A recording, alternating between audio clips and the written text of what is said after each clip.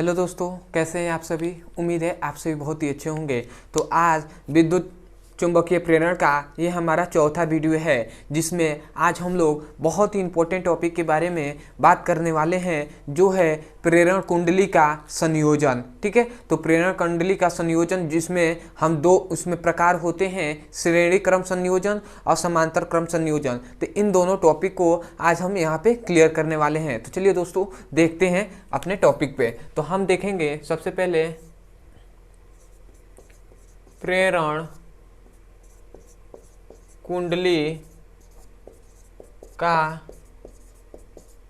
संयोजन, या हम इसे सम्मोहन भी कहते हैं। ठीक है, मतलब प्रेरण कुंडली का संयोजन या सम्मोहन। ठीक है, तो इससे पहले हमने देखा था कि प्रेरण कुंडली क्या होता है, इस सभी के बारे में हमने डिस्कस किया था। ठीक है, तो अब हम देखेंगे संयोजन या सम्मोहन। तो देखिए, संयोजन या सम्मोहन का अर्थ ही होता है जोड़ना। ठीक है, तो जोड़ना, सम्मोहन या संयोजन का अर्थ क्या होता है, जोड़ना। तो इसका मतलब ये हुआ, कह रहा है प्रेरण कुंडली का संयोजन मतलब प्रेरण कुंडली का ही जोड़ना। ठीक है, तो हम क्या कहेंगे इसको, सबसे पहले अगर आ जाए कि प्रेरण कुंडली का संयोजन या सम्मोहन क्या है, डिफिनेशन ऐसा आ जाए, तो आप क्या कहेंगे कि जब दो या दो से अधिक प्रेरण कुंडली को जोड़ा जाता है तो उसे हम प्रेरण कुंडली का संयोजन कहते हैं। समझ में आया क्या कहा जा रहा है। मतलब जब दो या दो से अधिक प्रेरण कुंडली को जोड़ा जाता है आपस में, मतलब जोड़ा जाता है, तो उस संयोजन को हम क्या कहते हैं, प्रेरण कुंडली का संयोजन या सम्मोहन कहते हैं।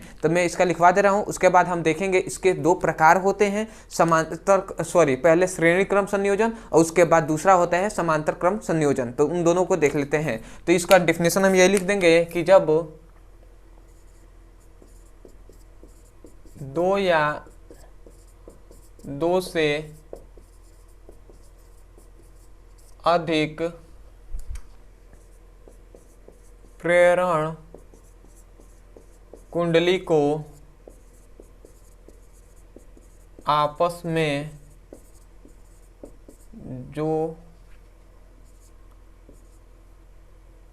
जोड़ा जाता है तो उस संयोजन को हम क्या कहते हैं, प्रेरण कुंडली का संयोजन कहते हैं। ठीक है, तो ये आपका हो जाएगा, इसका डिफिनेशन आप लिख देंगे। ठीक है, तो क्या इसमें कहा जा रहा है, मैं एक बार और बता दे रहा हूं। मतलब दो या दो से अधिक प्रेरण कुंडली को आपस में जोड़ते हैं तो उस जोड़ने को ही, उस संयोजन को ही हम क्या कहते हैं, प्रेरण कुंडली का संयोजन कहते हैं। अब इसमें पॉइंट याद रखेंगे कि इसके प्रेरण कुंडली के दो प्रकार होते हैं। ठीक है, तो पहला कौन सा होता है, पहला होता है श्रेणी क्रम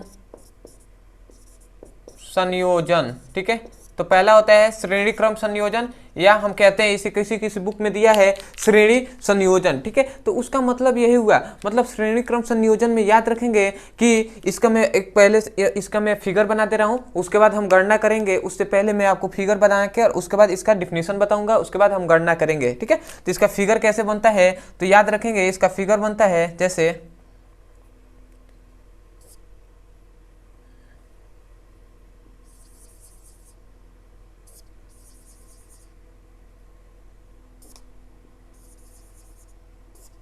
यहाँ पे हम तीन क्या ले लिए, प्रेरण कुंडली ले लिए, और इसमें हमने कुंजी लगा दिया और इसमें हमने एक बैटरी लगा दिया और इसे हमने जोड़ दिया। ठीक है, समझिएगा ये क्या है, ये प्रेरण कुंडली है L1, ये L2 है, ये L3 है। मतलब प्रेरण कुंडली स्व प्रेरण। ठीक है, मतलब ये क्या है, स्व प्रेरण है, या प्रेरणकत्व भी कहते हैं या प्रेरण कुंडली भी कहते हैं। तो L1 L2 L3 है, और यहाँ पर इसका विद्युत वाहक बल, ठीक है, मतलब L1 पर विद्युत वाहक बल क्या है, E1 है, इस पर L2 पर विद्युत वाहक बल E2 है, और इस पर L3 पर विद्युत वाहक बल क्या है, Le3 है। ठीक है, समझ में आया। मतलब ये क्या है, प्रेरकत्व है L1 L2 L3, ये विद्युत वाहक बल E1 E2 E3 है। ठीक है, जब हम इसमें धारा प्रवाहित करते हैं, ठीक है, जब धारा प्रवाहित करते हैं तब ये उत्पन्न होता है। ठीक है, उसके बाद याद रखेंगे कि इसमें जो धारा का मान होता है वो नियत होता है। मतलब श्रेणी क्रम संयोजन में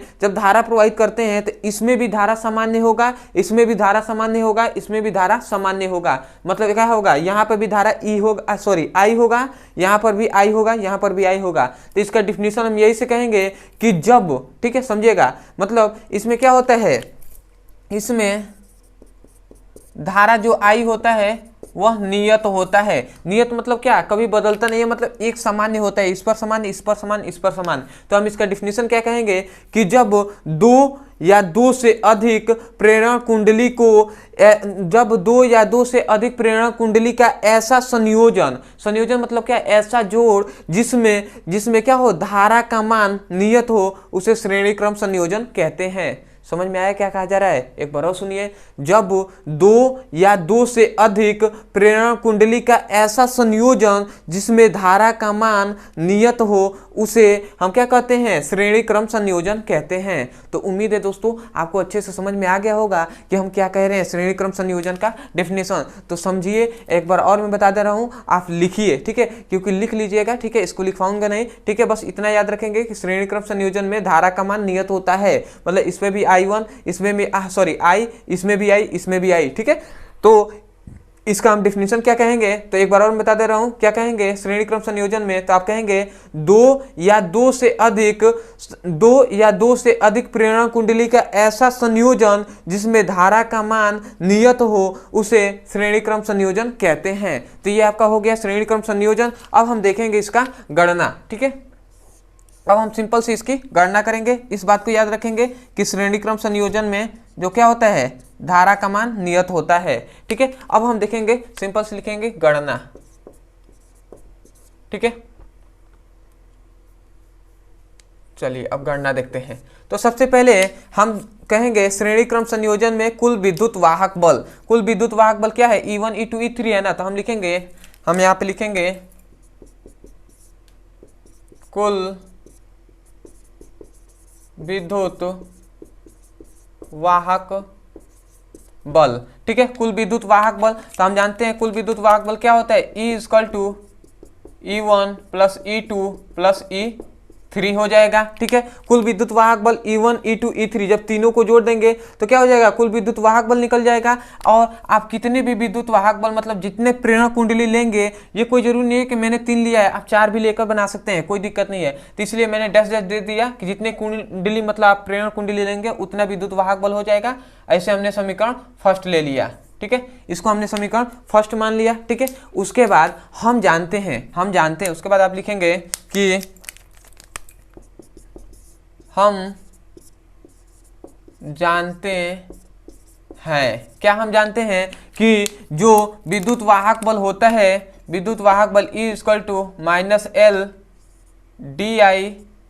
di/dt, ये हमने फॉर्मूला पढ़ा था। ठीक है, तो ये हम जानते हैं पहले से। ठीक है, तो नहीं भी जानते होंगे तो बस इतना जानिएगा कि विद्युत वाहक बल का फॉर्मूला होता है -L di/dt, जहाँ di क्या है, धारा है, और t क्या है, समय है, और L क्या है, स्व प्रेरण, सॉरी क्या है, स्व प्रेरण है। ठीक है, स्व प्रेरण है, और L क्या है, -L क्या है, स्व प्रेरण है। हमने आपको बताया था, मतलब प्रेरणकत्व तो गुणांक है। ये हमने अभी पिछले वीडियो में ही पढ़ा था कि क्या है, -L क्या है, स्व प्रेरणकत्व तो गुणांक है। ठीक है, तो ये हो गया। अब हम इसका देखिए, आप सोचिएगा, समझिएगा, हमने यहाँ पे E का मान, यहाँ से हमने ये जानते हैं, तो हमने E का मान रख दिया। तो E का जो ये मान है वो यहाँ पे पुटअप हो जाएगा। अब इसी की सहायता से, E की सहायता से हम E1 E2 E3 के भी मान तो निकाल सकते हैं ना। तो हम निकालते हैं, तब लिखेंगे तब।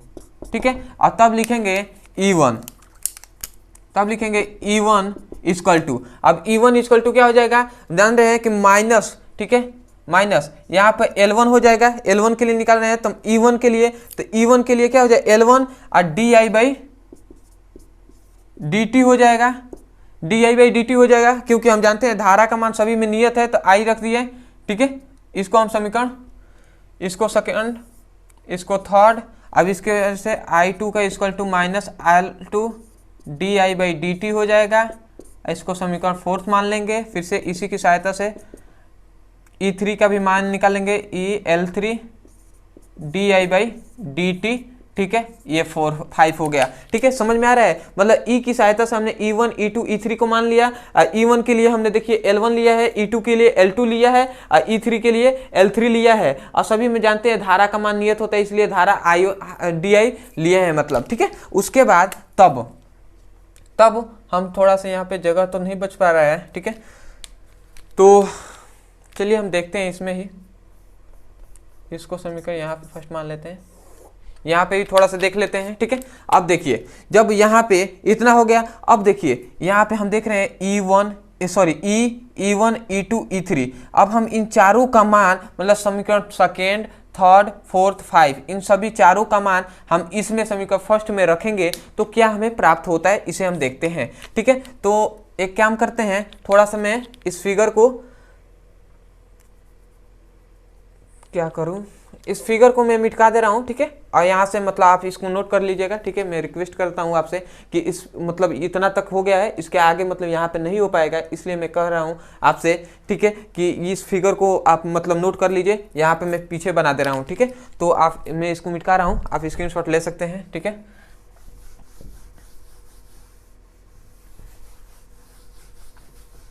ठीक है, अब देखिए यहाँ से अब हम इसमें समीकरण जो फर्स्ट है इसमें समीकरण सेकेंड, थर्ड, फोर्थ, 5 का मान रखेंगे। तो हम लिखेंगे समीकरण फर्स्ट में सेकेंड, थर्ड, फोर्थ, 5 का मान रखने पर। ठीक है, जब मान रखते हैं तो हम जानते हैं E = E1 + E2 + E3 है। ठीक है, E3 है। ठीक है, तो इसमें हम मान रखते हैं, तो E1 का मान यहाँ से हम रखेंगे तो क्या हो जाएगा, -L di/dt हो जाएगा। ठीक है, और E1 का मान हम जानते हैं यहाँ से -L1 di/dt। फिर से L2 का मान क्या हो जाएगा, यहाँ पे L2 का मान -L2 है, तो सॉरी E2 का मान क्या है, -L2 है ना, तो ये माइनस यहाँ से प्लस है, यहाँ पे माइनस है, तो यहाँ पे भी माइनस हो जाएगा। ठीक है, प्लस माइनस माइनस होता है ना, तो इसलिए हमने -L2 di/dt हो जाएगा। और यहाँ पे भी प्लस माइनस माइनस हो गया, और यहाँ पे भी क्या हो जाएगा, L3 di/dt हो गया। ठीक है, ये हो गया। अब हम सभी में ध्यान दीजिएगा, अब हम सभी में देख रहे हैं कि जो माइनस है इसमें भी माइनस है, इधर भी माइनस माइनस माइनस है, तो हम माइनस को इसमें तीनों में से माइनस को कॉमन करेंगे उसमें। उसके बाद हम देख रहे हैं कि di/dt इसमें भी है, di/dt इसमें भी है, di/dt इसमें भी है, तो हम माइनस और di/dt को कॉमन करेंगे इधर। तो देखते हैं हम कॉमन करके, तो हम ले लेते हैं, कॉमन कर लेते हैं माइनस di/dt। जब हमने तीनों से कॉमन कर लिया तो देखिए माइनस जब कॉमन कर लिया तो यहाँ पे क्या बचा, L1 बचा, और यहाँ पे माइनस कॉमन कर लिया तो प्लस होगा ना, तो L2 + L3 ये बचा। अब यहाँ पे देखिए, यहाँ पे है -L di/dt। अब हम देख रहे हैं कि इधर इक्वल में भी क्या है, इधर भी माइनस है, इधर भी माइनस है, तो ये माइनस से माइनस कैंसिल हो गए। उसके बाद हम देख रहे हैं कि di/dt इधर भी गुणा में है, इधर भी di/dt इधर भी गुणा में है, तो ये भी दोनों कैंसिल हो जाएंगे। हो गए कि नहीं? अब यहाँ से हमें क्या मिला, यहाँ से मिला L = अब यहाँ से क्या मिला, L1 + L2 + L3। यही तो है, ये हमें सूत्र मिला, और यही है श्रेणी क्रम संयोजन का सूत्र। ठीक है, श्रेणी क्रम संयोजन का सूत्र है, इसे याद रखेंगे। तो यहाँ से हम लिख देंगे प्रूफ। ठीक है, ये हो गया प्रूव्ड आपका। ठीक है, तो आपको हमेशा याद रखना है श्रेणी क्रम संयोजन का यह सूत्र हो गया। ठीक है, तो उम्मीद है दोस्तों आपको बहुत ही अच्छे समझ में आया है। तो अगर आप इसी वीडियो को बस इतना ही तक देखने आए थे तो कोई दिक्कत नहीं है, आगे आप देखना चाहें तो देख सकते हैं, जो समांतर क्रम संयोजन देख पढ़ेंगे हम। परंतु आपसे रिक्वेस्ट कर रहे हैं कि अगर आप जा रहे होंगे इस वीडियो को छोड़कर, तो आपसे रिक्वेस्ट है कि अगर आपको कुछ सीखने को मिला है, अगर आपको समझ में आया है, तो आप एक लाइक कर दीजिएगा, और हो सके तो हमारे चैनल को सब्सक्राइब भी कर दीजिएगा। ठीक है, और अगर कमेंट्स में कोई भी दिक्कत हो कमेंट सेक्शन में जरूर बताइएगा हमें। और अगर आप क्लास 12 के स्टूडेंट होंगे तो डिस्क्रिप्शन में क्लास 12 भौतिक विज्ञान ऑल वीडियो प्लेलिस्ट का लिंक दे दिया जाएगा, वहाँ से जाकर क्लिक करके आप शुरू से एक एक करके वीडियो को एक एक करके देख सकते हैं और अपने बहुत ही इंपॉर्टेंट जो भी हमने कराया है हर चैप्टर वाइज उसे आप जाकर पढ़ सकते हैं। ठीक है, तो अब हम देखेंगे समांतर क्रम संयोजन। ठीक है, तो इसको मैं मिटका रहा हूँ। ठीक है, स्क्रीनशॉट ले सकते हैं तो ले लीजिए। ठीक है, अब हम देखेंगे समांतर क्रम संयोजन। इसके लिए जगह होगा। ठीक है,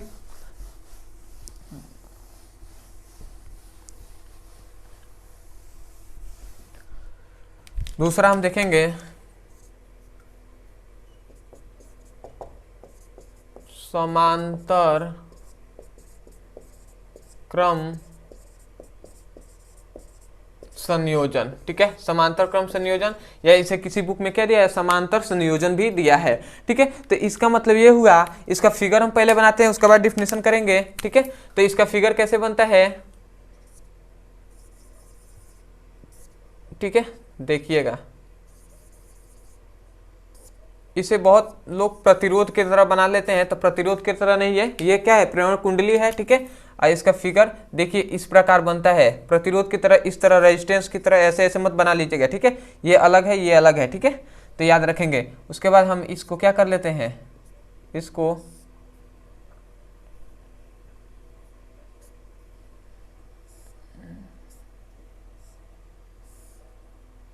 इसको हम एक कुंजी तथा एक बैटरी से हम क्या कर देते हैं, इसे हम जोड़ देते हैं। ठीक है, उसके बाद याद रखेंगे ये इसमें हम जब धारा प्रवाहित करते हैं, धारा E1 प्रवाहित करते हैं, तो समझिएगा यहाँ पर ये क्या है, ये L1 है, ये L2 है, ये L3 है, प्रेरकत्व है। ठीक है, L1 L2 L3 है। और जब इसमें हम धारा प्रवाहित करते हैं तो यहाँ से ये क्या है, ये एक क्या है, संधि है, तो यहाँ से संधि से क्या होंगे, ये धाराएं क्या होंगे, अलग अलग प्रवाहित होंगे। इसमें I1 धारा प्रवाहित होगी, इसमें I2 और इसमें I3, ये धाराएं इस तीनों रूट में क्या होंगी, बट जाएंगी। तो I1 I2 I3 धारा प्रवाहित हो रही है तीनों में। और याद रखेंगे समांतर क्रम संयोजन में, याद रखेंगे इसमें विद्युत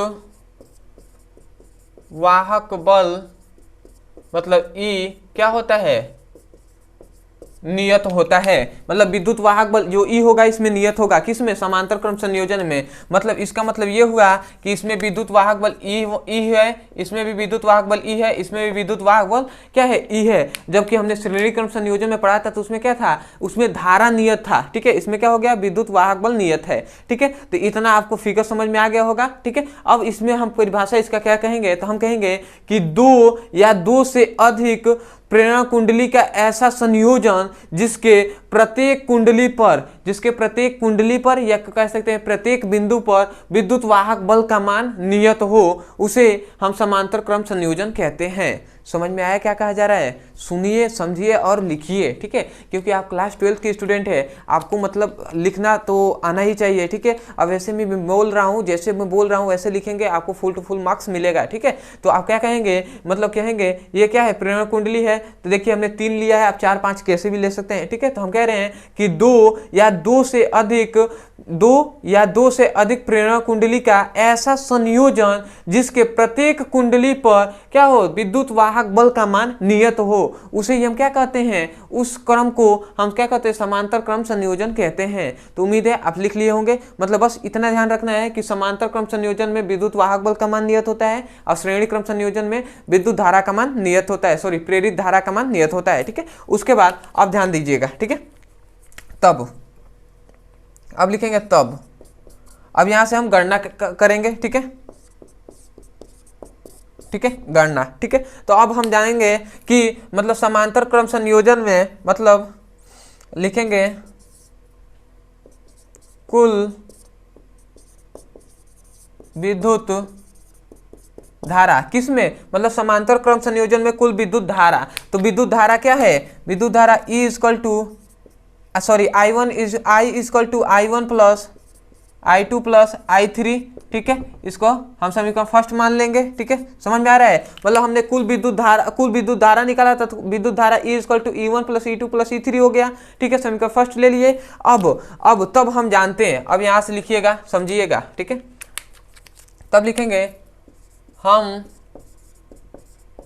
जानते हैं, ठीक है। हम क्या जानते हैं समझिएगा, हमने अभी इससे पहले जब देखा था तो उसमें हमने ये सूत्र पढ़ा था, याद रखेंगे, E equal to minus L D I by D T, ये हमने पढ़ा था ना, ठीक है। तो इस सूत्र को याद रखेंगे, अभी हमें इसका काम करना है, इसका सूत्र का उपयोग मतलब प्रयोग आएगा, तो इसको मैंने बता लिया, ठीक है, कि आप ध्यान रखेंगे, ठीक है, इसको आप ध्यान रखेंगे, ठीक है। अब हम इसके आगे क्या करते हैं समझिएगा, ठीक है। तो इस सूत्र को मतलब ध्यान रखिएगा, इसीलिए मैंने बता दिया। अब ध्यान दीजिए, जो E equal to I equal to I1 plus I2 plus I3 है ना, अब इसको हम क्या करेंगे, इसको यहाँ पे नीचे तो जगह, चलिए यहाँ पे कर देते हैं, ठीक है। तो अब लिखेंगे कि इन चारों को हम t के सापेक्ष क्या करेंगे, अवकलन करेंगे। तो आप लिखेंगे समीकरण फर्स्ट में t के सापेक्ष अवकलन करने पर, ठीक है। तो अवकलन कैसे करते हैं आप नहीं जानते होंगे, तो बस जान जाइए, देखिए जो कहा जा रहा है, जैसे लिखा जा रहा है वो समझ जाइएगा, ठीक है। तो इसका हो जाएगा D I by D T हो जाएगा, और इसका क्या हो जाएगा, E1 के लिए D E1 by D T plus D E2 by D T plus D I3 by D T, ठीक है। ये आपका हो गया, ये आपका समीकरण सेकेंड मान लेंगे, ठीक है। समझ में आ रहा है, केवल मतलब D I by D T, T के सापेक्ष किए हैं तो डी डी, और टी के सापेक्ष किए हैं तो D T D T D T है, और देखिए बस केवल डी जुड़ गया है, I1 I2 I3, ये क्या हो रहा है, अवकलन हो रहा है। अगर बायोलॉजी के स्टूडेंट होंगे तो कोई बात नहीं, मैथ के होंगे तो आपको समझ में तो आ ही रहा होगा, बायोलॉजी के होंगे तो बस इतना जानिए, D1 के लिए हुआ है तो डी बटे डी टी इसमें क्या हुआ है, इसके साथ गुणा हो गया है, ऐसे आप समझ सकते हैं, ठीक है। आपको मतलब आप बायोलॉजी से होंगे तब, ठीक है, और ऐसे आप मैथ से होंगे तो आप समझ रहे होंगे कि अवकलन कैसे होता है, ठीक है। तो ये हो गया। अब समझिएगा, तब लिखेंगे, तब हम जानते हैं। अब हम क्या जानते हैं, ये फॉर्मूला हम जानते हैं कि क्या होता है, E equal to minus L D I by D T, ये हम फॉर्मूला जानते हैं। यहाँ से ये आई है, माइनस एल इधर गुणा में है, इधर आएगा तो क्या करेगा, भाग कराएगा, तो ये क्या हो जाएगा, D I by D T equal to, ये इधर गुणा में था, इसके अंदर आएगा तो भाग कराएगा, तो मतलब माइनस ई माइनस एल, ठीक है। ये हमें प्राप्त हुआ, ठीक है, ये हमें प्राप्त हुआ कि नहीं, ठीक है। इसको मैंने बस ऐसे उलट दिया है, आप समझ रहे होंगे, ठीक है। तो ये अब हो गया, ठीक है, समझिएगा, ठीक है। तो देखिए यहाँ से देखिए D I by D T, और यहाँ पे भी है D I by D T, इसकी सहायता से मतलब इसका मान हमने D I by D T का मान हमने इतना प्राप्त कर लिया है। अब इसी की सहायता से D I by D T की सहायता से हम D I one D T और D I two D T और D I three D T का भी मान हम ज्ञात करेंगे, ठीक है। तो हम लिखेंगे तब क्या हो जाएगा समझिएगा, ठीक है। तब हम लिखेंगे D I one by D T, यहाँ पे D I one by D T मतलब इसके डी आई वन के लिए बात हो रहा है, तो यहाँ पे ई, तो ई लिखा देंगे, क्योंकि विद्युत वाहक बल के लिए भी I1 के लिए भी विद्युत वाहक बल क्या होता है, ई होता है, मतलब नियत होता है, और L1 हो जाएगा, तो ये क्या हो जाएगा माइनस L1, ठीक है। और इसके लिए D I2 by D T equal to क्या हो जाएगा, ई माइनस L2 हो जाएगा, समझिएगा। और इसके लिए क्या हो जाएगा, D I3 by D T equal to E minus L3 हो जाएगा। ये हो जाएगा कि नहीं। अब इसको हम समीकरण थर्ड, फोर्थ, 5 और 6 ये हमने मान लिया। अब देखिए जब समझिए D I by D T, ये इन चारों का मान हम यहाँ पे पुटअप करेंगे इसमें, ठीक है, समझिएगा। अब हम इसमें पुटअप करने वाले हैं, ठीक है। चलिए पुटअप करके देखते हैं हम, ठीक है। तो देखिए हम लिखेंगे समीकरण थर्ड, फोर्थ, 5, 6 का मान समीकरण सेकेंड में रखने पर, ठीक है। अब हम रखते हैं इसमें मान, ठीक है। तो अब मान रखते हैं, डायरेक्ट हम रखेंगे D I by D T के जगह पर हम रखेंगे ई, ठीक है, ई बटे माइनस एल। तो हम लिख ले रहे हैं ई बटे माइनस एल, ठीक है, समझिएगा। फिर से D I one by D T क्या यहाँ पे मान रखा गया माइनस सॉरी ई बटे माइनस एल, ठीक है। तो हम लिखेंगे, ठीक है, ई बटे माइनस एल, ठीक है, L1 सॉरी L1, ठीक है। तो हमने L1 रख दिया, ठीक है। अब देखिए ये जो माइनस है ये नीचे लिखिए या ऊपर भी लिख देंगे तो कोई दिक्कत नहीं है। तो हमने यहाँ पे लिख दिया, इसको भी हमने क्या कर दिया, यहाँ पे हमने लिख दिया, ठीक है। समझ में तो आ ही रहा होगा, ये माइनस है, ठीक है। अब देखिए, अब D I by D T का मान यहाँ पे हम रख देंगे, तो यहाँ पे minus E1 by L2 plus minus E by L3, ये हमने मान रख दिया तीनों का, चारों का मान हमने इसमें पुटअप कर दिया, आप देख सकते हैं, ठीक है। उसके बाद आगे हम सॉल्व करते हैं, ठीक है, उसके बाद हम आगे सॉल्व करते हैं। तो अब देखिए समझिएगा, इसमें हम माइनस देख रहे हैं, इसमें माइनस माइनस माइनस तीनों में माइनस है, तो माइनस को हम कॉमन इसमें करेंगे, तो माइनस कॉमन कर लिया। उसके बाद हम देख रहे हैं ई, इन तीनों में ई कॉमन है, ई सभी इक्वल है, तो ई हमने कॉमन कर लिया। तो जब हम इन्हें माइनस ई कॉमन कर लिया तो यहाँ क्या बचा, 1 प्लस 1 अपन L2 प्लस 1 अपन L3, ये बचा कि नहीं बचा, बिल्कुल बचा। और उसके बाद इधर क्या है, माइनस ई बाई एल है। अब देखिए इधर भी क्या है, इधर माइनस है, माइनस से ये कैंसिल हो गया, ये भी ऊपर ई है, ये भी ई से ई कैंसिल हो गया। तो इसके बाद यहाँ पे क्या बचा, यहाँ पे हमें क्या बचा, यहाँ पे ऊपर 1 बचा और एल बचा, तो 1L equal to 1L1 plus 1L2 plus 1L3, ठीक है। तो ये आपका मिल गया, यही आपका यहाँ पे लिख देंगे प्रूव्ड, ठीक है। यही आपका समांतर क्रम संयोजन का सूत्र, हमने इससे पहले देखा था श्रेणी क्रम संयोजन का सूत्र, ठीक है। तो उम्मीद है आपको समझ में आया होगा, एक एक पॉइंट आपको फिगर बनाकर आपको एक एक बात बताया गया है। तो दोस्तों कैसा लगा वीडियो कमेंट सेक्शन में जरूर बताइएगा, और मुझे विश्वास है कि आपको बहुत ही अच्छे से समझ में भी आ गया होगा। तो अगर समझ में आया है तो चैनल को सब्सक्राइब कर लीजिएगा, वीडियो को लाइक कर दीजिएगा, और हो सके तो कमेंट सेक्शन में जरूर बताइएगा कि आपको वीडियो कैसा लगा, ठीक है। और तीसरी सबसे इम्पोर्टेंट बात कि अगर आपको कोई भी टॉपिक अगर फिजिक्स में रिलेटिव अगर कोई भी टॉपिक आपको समझ में नहीं आता है तो सिंपल सा उस टॉपिक का नाम लिखिए यूट्यूब पर, हमारे अंत में हमारे चैनल का नाम लिख दीजिए, वीडियो आपको मिल जाएगा, वहाँ से जाकर आप अच्छे से पढ़ाई कर सकते हैं और अपने सुंदर से नोट्स बना सकते हैं। और यदि आप क्लास 12 के स्टूडेंट होंगे तो अगर आपको मतलब केवल अभी तो बोर्ड एग्जाम बहुत ही नज़दीक आने वाला है, तो इसलिए मैं जो भी इंपॉर्टेंट क्वेश्चन है वही मैं करा रहा हूँ, ठीक है, सिलेबस वाइज। तो आपको सभी सिलेबस वाइज एक तरह से कहा जाए तो रिवीजन का बैच यहाँ पे चल रहा है, जो कि सब बस केवल मोस्ट इंपोर्टेंट क्वेश्चन ही चैप्टर वाइज हम चला रहे हैं। तो डिस्क्रिप्शन में क्लास 12 भौतिक विज्ञान ऑल वीडियो प्लेलिस्ट का लिंक दे दिया जाएगा, वहां से जाकर एक एक वीडियो को आप सीक्वेंस में चैप्टर वाइज देख सकते हैं और अपने सुंदर से नोट्स बना सकते हैं। तो दोस्तों मिलते हैं अगले वीडियो में। जय हिंद, जय भारत।